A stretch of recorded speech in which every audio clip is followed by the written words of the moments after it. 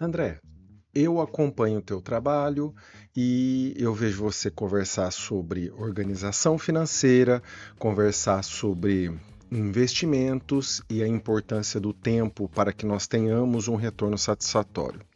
Só que eu tenho mais de 60 anos.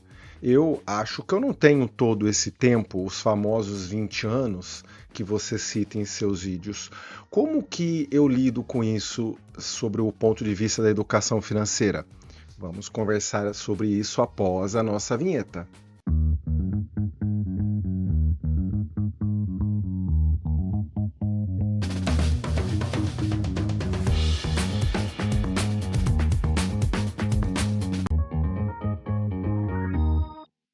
Bom, pessoal, eu fiquei agradavelmente surpreso porque quando eu materializei esse canal, né? Eu busquei um público na faixa dos seus 30 aos 45 anos, porque é um pessoal que está buscando, consegue produzir recursos financeiros do trabalho, mas por falta de educação financeira acaba cometendo desvios que afetam a terceira fase da vida, né, a melhor idade. E eu percebi que existe um público que gostaria de saber mais sobre como que se age quando você sente que você não tem os recursos financeiros para essa última fase de vida. Bom, é um assunto extremamente complexo em vários pontos e existem muitas variáveis, cada caso é um caso. Entretanto, para esse vídeo, eu vou trazer algumas reflexões de 3 situações que nós vamos encontrar aqui no Brasil e é muito comum. Tá? Certamente, os espectadores que veem o ABC do seu bolso vão identificar, se não elas mesmas, algum caso próximo, ok? Bom, então vamos discutir o seguinte: uma pessoa que tenha 60 anos ou mais e ela realmente teve uma condição muito difícil, não conseguiu juntar porque não conseguiu ter estudos, não conseguiu ter um suporte por ela mesma, ou pela família, ou pela sociedade, e ela hoje se encontra numa situação de ganhar, por exemplo, um salário mínimo.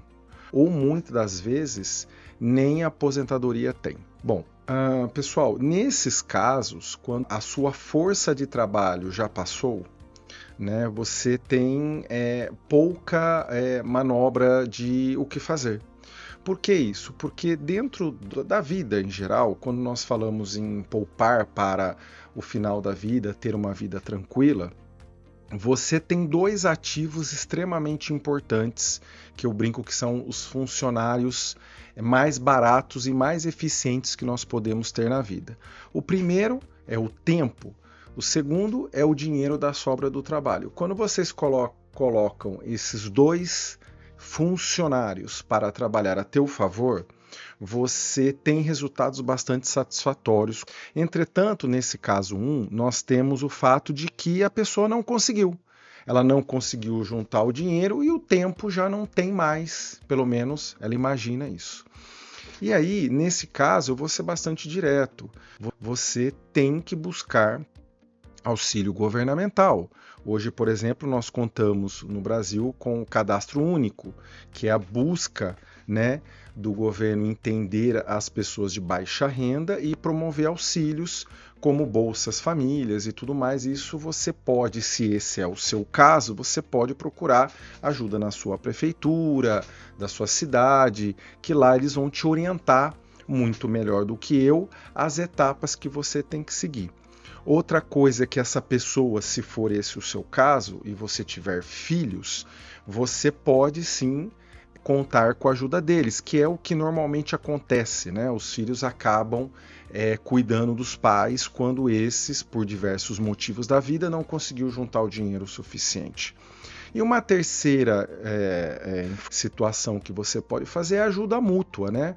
Você encontra ali nos ambientes onde mais pessoas não se prepararam, uma auxilia a outra.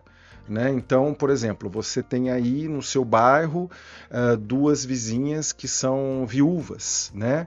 As duas estão numa situação complicada. Uma tem filho, a outra não, ou os filhos não ajudam. Então se ajudar também é uma opção que acaba acontecendo, né? Não de forma planejada, mas acaba acontecendo. Aí nós vamos para o outro extremo.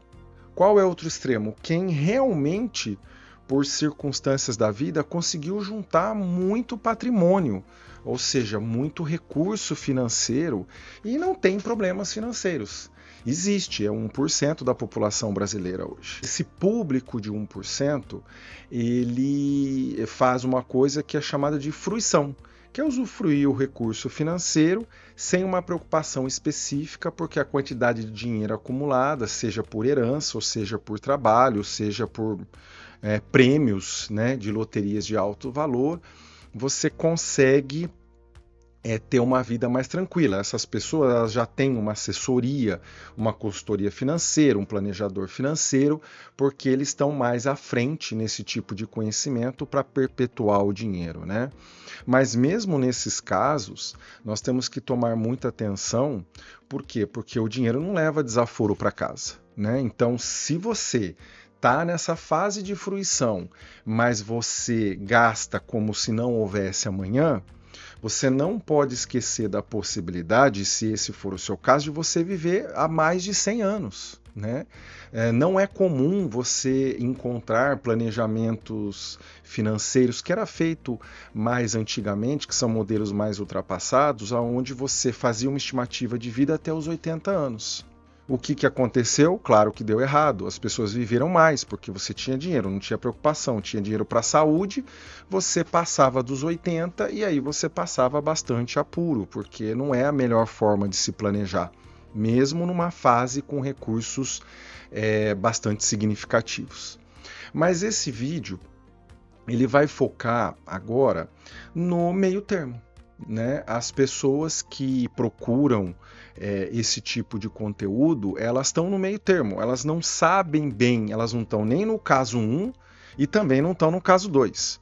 E elas não sabem bem se o que elas conseguiram juntar, adquirir durante a vida é suficiente ou não. Isso é uma dúvida bastante comum, ok? Então vamos abordar um pouquinho sobre isso para a gente refletir, né? Então vamos lá. A produção vai fazer uma arte para nós que eu quero usar aqui um símbolo, né, para a gente poder discutir isso. Então, para a gente colocar nesse caso 3, né, vai ser o seguinte: você vai imaginar que você está andando em um carro, tá? E aí o que acontece? Esse carro, seja qual marca você queira e tudo mais, você está dirigindo e é numa estrada extremamente reta. E o que acontece? Você está dentro dele, você já passou dos seus 60 e poucos anos, e esse carro são os seus gastos. E aí o que acontece? Quanto mais você gasta, mais o carro acelera. Concorda comigo? Nesse exemplo que eu estou te dando. Então, se você começar a acelerar muito, tá? O que vai acontecer nos 3 casos que eu falei? No caso 1, a pessoa vai ficar sem combustível muito rapidamente e ela vai precisar seguir o caminho da vida no carro de filho, de parente que vai ajudar a dar esse suporte, tá? No caso 2, na alta acumulação de patrimônio, essa estrada ela não tem nenhum tipo de barreira à vista. Ou seja, você está no carro, você está fazendo os seus gastos e aquilo não tem nenhum problema. E é interessante isso, porque a gente imagina que pessoas que têm muito recurso financeiro, elas gastam com carrões de luxo, Ferraris, ostenta muito, mas não. As pessoas verdadeiramente ricas que eu tive contato ao longo do meu trabalho de educador financeiro, levavam vidas muito modestas, justamente porque sabem que dinheiro não leva desaforo para casa e ter tranquilidade, não chamar a atenção é um fator importante para essas pessoas. Bom, e aí então você está naquele carro e você não é nem o caso 1 nem o caso 2. O que acontece? Gente, se você não tem certeza que você juntou o patrimônio, se você acelerar muito esse carro, seja com gastos de qualquer tipo, o que vai acontecer? Você lá na frente vai encontrar um paredão, tá? Que seria o exemplo do fim da estrada. Se você acelerar e não tomar o cuidado, tá, de não chegar a tempo dessa barreira ser feita obras para prolongar essa estrada, certamente você vai bater. E nesse exemplo você vai ficar sem dinheiro, né, para ter uma qualidade de vida que você gostaria de ter no seu final de vida, né? Então, o caso 3, né, que é a maior parte do público, acredito, é esse símbolo que eu queria trazer. Bom, como é que a gente materializa, então, de uma forma simples, num vídeo curto, para a gente saber a velocidade do meu carro? Se o carro simboliza os gastos, eu preparei um vídeo aqui que fala como ter organização financeira. Né? Então, o primeiro passo que você tem que ter uma organização financeira. Ah, André, mas eu tenho muita dificuldade com o computador. Não se preocupa, papel e caneta e calculadora resolvem o teu problema. É só aplicar o que vai estar lá no vídeo. E aí você vai saber a velocidade do teu carro, né? Num segundo momento, você vai saber o quanto você ganha, seja de aposentadoria, seja aluguel de casa, seja lá quais sejam as fontes, pensões, enfim, seja lá qual for. Você sabe quanto você ganha, né, neste período que você vai analisar. É aquela situação, você tem que ajustar a velocidade do carro, ou seja, como você está gastando os seus recursos, correto? Enquanto o dinheiro que você tem guardado, seja por investimento, seja em patrimônio, sem liquidez, e por exemplo imóveis, dê tempo para ele fazer uma estrada e deixar aquele muro, né, mais distante. Então, o que eu quero dizer com essa história? Uma pessoa que, por falta de educação financeira, que é a maioria das pessoas no Brasil, que já chegou na terceira idade ou na fase mais avançada da vida e não guardou o dinheiro suficiente para ter um final de vida, por exemplo, até os 90, 100 anos, você vai ter que controlar isso, né? A entrada de recurso e, como eu disse, assim, né, você empurrar aquela barreira ou aquela barreira ficar mais distante. E repara, você nunca vai deixar de ver essa barreira. Você só vai tomar o cuidado de nunca chegar nela, né? E a grande sacada de uma pessoa. Então, mesmo que você não tenha o tempo necessário para poder gerar esses recursos financeiros, tá? Você pode sim fazer uma relação entre o que entra e o que sai e o que você juntou de patrimônio produzir mais recursos para que você vá levando uma vida mais tranquila. Isso é possível, isso é usado como um raciocínio para o planejamento financeiro. Então, é esse o caminho. Quais são os cuidados aqui, né? Então, eu trouxe 2 erros muito comuns que uma pessoa já na fase dos 60 anos mais não toma cuidado. Primeiro é não ter um plano médico, né? Então, isso é inadmissível hoje no Brasil, né? Você não ter um plano médico. Então, dentro de um planejamento financeiro, você tem que encaixar um plano médico. Por que tem que encaixar um plano médico se é caro para a minha idade? Porque as pessoas estão vivendo mais e quando tem algum problema e você tem que ir no SUS, você não vai querer passar pelas filas do SUS quando é o caso, ou mesmo quando você vai para o particular, os gastos eles são imensos. Então toda aquela sua reservinha pode ser consumida muito rapidamente num tratamento completamente inesperado. E o gastos com saúde, remédio, no final da vida, aumenta muito, é natural acontecer isso, né? Então, isso aqui, dentro das minhas aulas, eu percebo que é um erro muito comum não se preparar para ter um bom plano, não é qualquer plano, é um bom plano de saúde, né? E nós temos, então, um ponto bastante relevante que eu também percebo que as pessoas erram muito. Mas se você chegou até aqui e quer pegar essa última dica, ó, você já deixa o like, deixa o comentário, se inscreva, né? E vai nos dando dicas aí do que vocês querem conversar sobre educação financeira. Mas, pessoal, para quem ficou aqui até o final, eu quero trazer uma reflexão bastante importante, tá? Eu tenho encontrado os meus alunos que têm mais de 60 anos que o que acontece? Eles têm patrimônio, tá?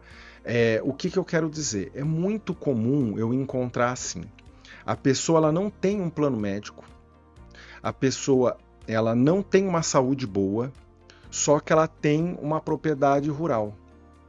Ela já não usa mais direito. Ou ela tem uns 5 imóveis, né, que dá aquele aluguel, só que as casas estão deterioradas, então a receita daquele aluguel não fica totalmente para a pessoa, ela tem que voltar para os imóveis, correto? E aí a sobra é muito pequena em face dos gastos que a pessoa tem.